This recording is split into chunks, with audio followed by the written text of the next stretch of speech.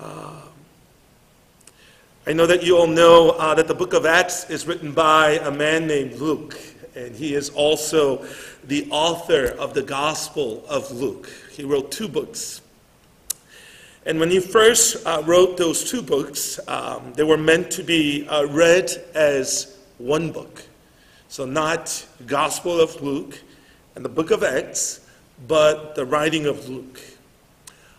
And in that first section, the gospel section of his writing, Luke covers the life and ministry of Jesus Christ.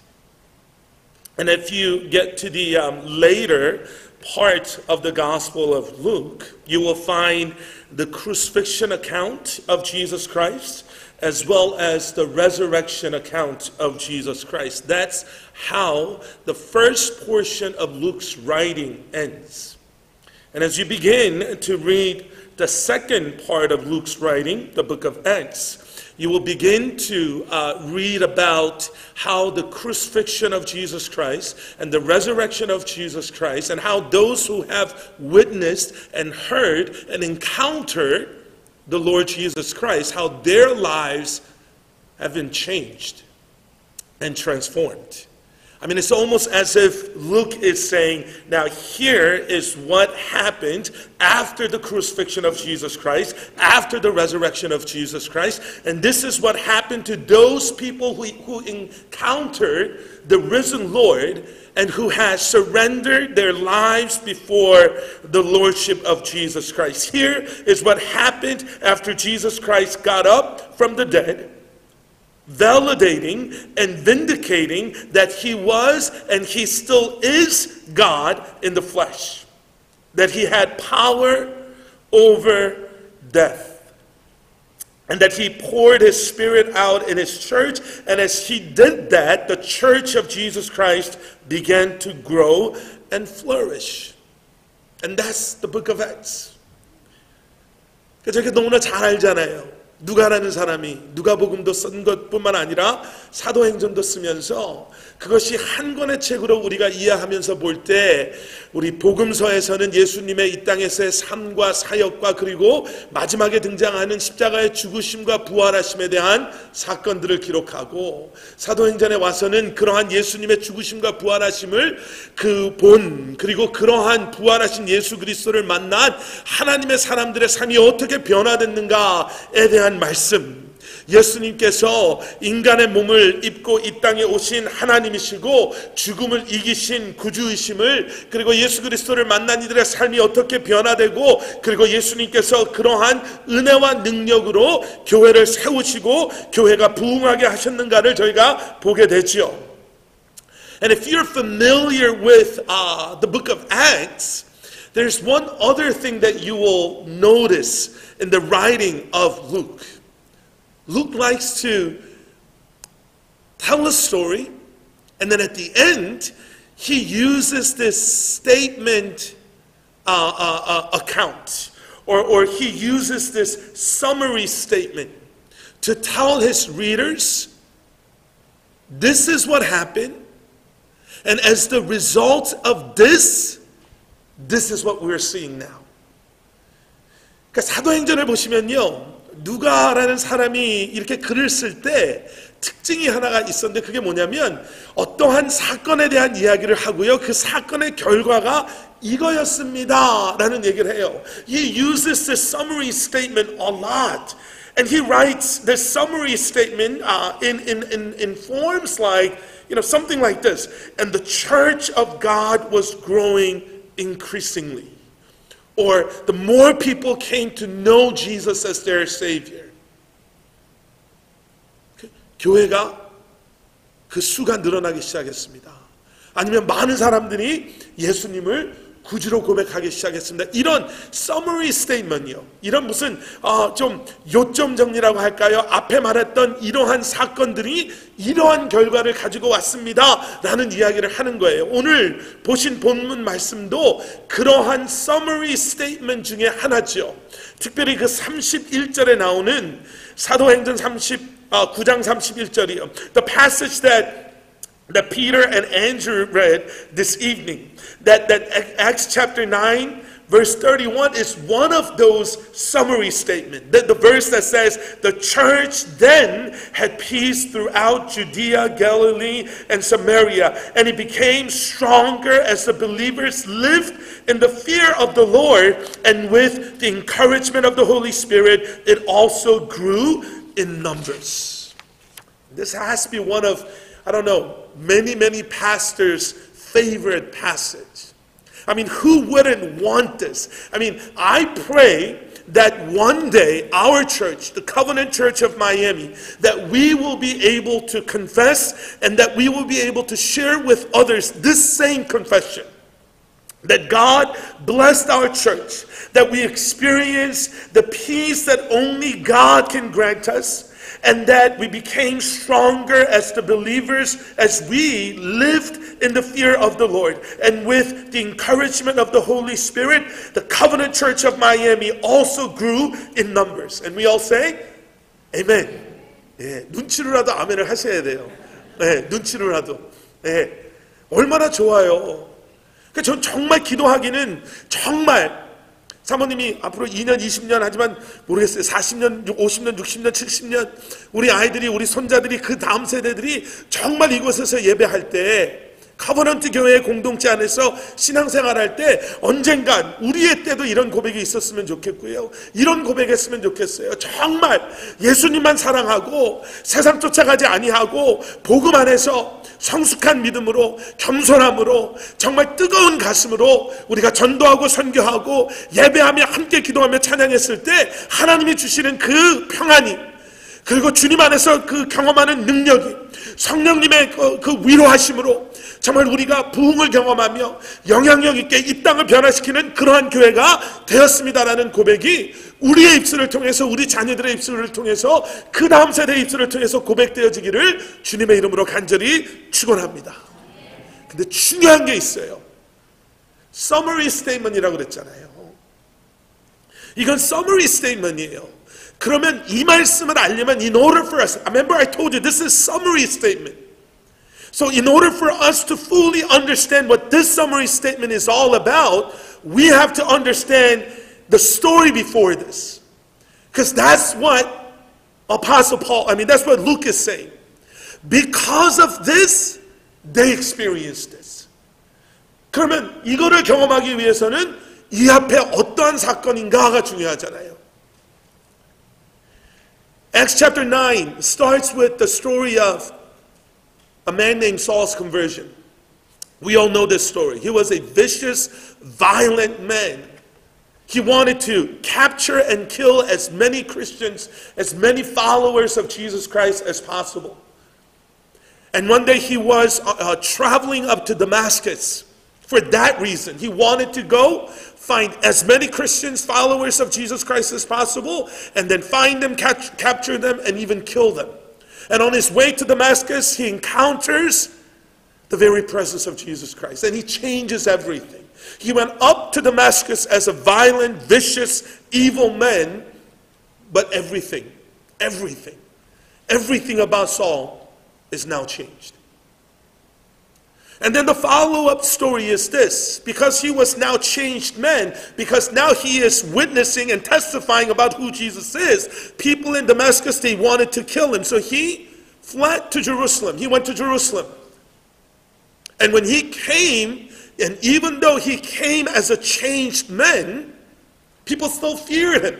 The Bible makes it very clear. The people, the believers in Jerusalem, they were afraid of this man named Saul. Think of this way. This is like, who can blame them? This is like your dad one day, bringing this stranger to your home. And then all of a sudden your older brother goes, wait a minute, I think I've seen him before. And then he turns on, he turns on the TV to the news channel, and then there he is, the picture of this man who is standing in the middle of your living room. And underneath his picture on TV, it says, a serial killer at large, or something like that. And then your dad goes, no, don't worry about it. 5 minutes ago, he was a serial killer. I agree. But I had this awesome talk with him. He's a changed man. I mean, would you be willing to welcome him into your home? Let him eat with you? Stay overnight?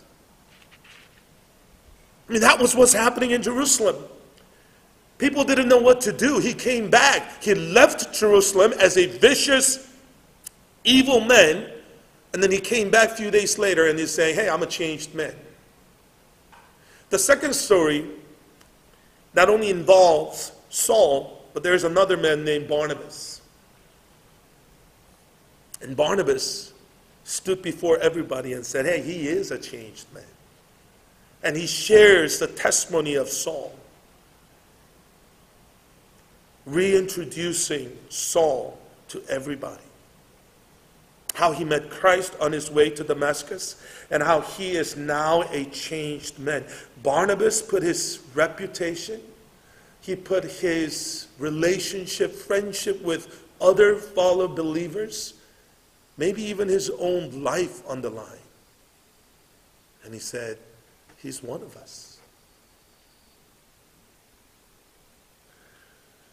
오늘 말씀을 좀 간단하게 이렇게 요약을 제가 좀 했으면 좋겠습니다. 하나님이 축복하시는 교회가 돼야죠. 하나님이 기뻐하시는 교회가 돼야죠. 사도행전 9장 31절에 나오는 그 교회 돼야죠. 교회가 좋고요. 교회 가면 행복하고요. 교회 안에서 하나님 앞에 나아가 예배하고 함께 우리가 예배하는 것이 정말 기뻐야죠.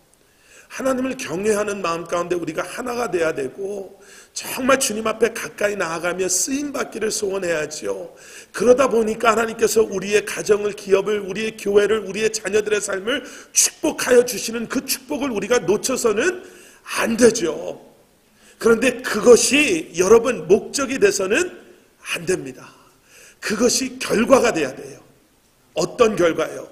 여기 오늘 보신 말씀 앞에 나오는 말씀 세 가지 제가 짧게 말씀드릴게요. 하나는 사울과 같은 사람들이 계속 나와야 돼요. 교회가 존재하는 목적은요, 이렇게 사울과 같은 사람도 복음으로 말미암아 우리 커버넌트 교회와 여러분들의 삶으로 말미암아 예수님 만나는 사건들이 일어나야 될 줄로 믿습니다. 아멘. 두 번째는요, 바나바와 같은 그런 교회가 돼야 돼요. 모든 사람들이 저 사람은 모르겠어요. 저 사람은 오면 안 돼요. 저 사람은 될까요? 저 사람도 변할까요? 라고 말할 때 하나님의 사람들은 아까 제가 말씀드린 것처럼요, 어쩌면 참 나의 reputation이라고 그럴까요? 그 사람 때문에 나도 상처받을 수 있지만 그럼에도 불구하고 우리는 예수님 때문에 하나 된 사람입니다 라고 고백할 수 있어야 됩니다. 그리고 세 번째는요, 사울이 그리고 예루살렘에 있던 사람들이 한 거예요. 예수님을 만나고 한 거는 담대히 예수님을 전했더라요. 여러분, 예수님을 전하시는 그러한 하나님의 사람들 되시기를 주님의 이름으로 축원합니다. I pray that Covenant Church will be the church where modern day Saul will come out of this church. That when people enter into 이 covenant 교회를 들어오면요, when people enter into covenant church, I pray that they will leave this church as Paul. Because of the gospel that we preach, because of the love of God that we share, and because of the worship that we offer unto our God. I pray the covenant church will be filled with people like Barnabas. That those that are marginalized by the society, those people who are rejected by the society, the people who are not welcomed at anywhere else, when they come to Covenant Church, I pray that each and every single one of us that we will have the heart of Barnabas, that we will put our reputation on the line, that we will put everything that we have on the line, if that means that we can welcome a soul, a person into the body of Jesus Christ. And I pray that we will continue to boldly, courageously preach and proclaim the gospel of Jesus Christ. when we do that, the summary statement says, the church then had peace throughout Judea, Galilee, and Samaria. And it became stronger as the believers lived in the fear of the Lord. And with the encouragement of the Holy Spirit, it also grew in numbers. May this be the promise that we hold on to on this second anniversary Sunday of Covenant Church. May this be the promise that we remember. May this be the vision that we hold on to. May this be the church that we become. And we all say, 아멘. 여러분들 정말 수고 많이 하셨습니다. 2년 동안 쉽지 않았을 때도 있고 참 힘들 때도 있었지만 여러분 정말 감사하고 수고하셨습니다. 제가 그때 그런 말씀 드렸죠. 우리가 공원에서 처음 예배 드릴 때 교회는 트로피 케이스가 아닙니다. Church can never be a trophy case. 어떤 데 가보면 트로피를 막 장식해 놓은 데 있잖아요. 교회는 트로피 케이스가 아니에요. 뭔가 잘 해놓고 번쩍번쩍한 사람들이 이렇게 진열되어 있는 것이 교회가 아니에요. 교회는 병원입니다. 요양원이고 병원이에요. 아픈 사람들이 와 있는.